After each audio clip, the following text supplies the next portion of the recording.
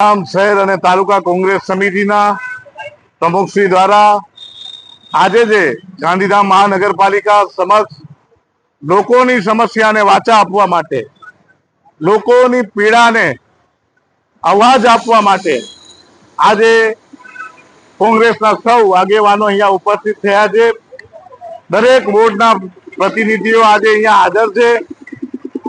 ત્યારે ખાસ કહેવા માંગીએ છીએ કમિશનરશ્રીને કે ગાંધીધામ નગરપાલિકામાં ભારતીય જનતા પાર્ટીની છેલ્લા 35 વર્ષથી અને તંત્રની ભાગીદારીથી જે ભ્રષ્ટાચાર થયો છે, એમાં વિકાસ વાંઝિયો રહી ગયો છે।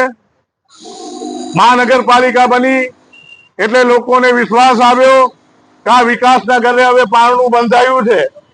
9 મહિના થઈ ગયા, 9 મહિના થઈ ગયા, હજી સુધી વિકાસ માત્ર કાગળ ઉપર રહ્યો છે, રોડ ઉપર હજી સુધી જમીન ઉપર ઉતર્યો નથી।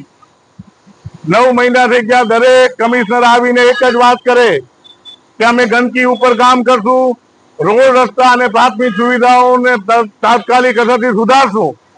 આજે 9 મહિના થઈ ગયા, તેમ છતાં પણ કોઈ પણ કામ નગરપાલિકા હતી એના કરતા પણ ખરાબ રીતે મહાનગરપાલિકા કામ કરી રહી છે।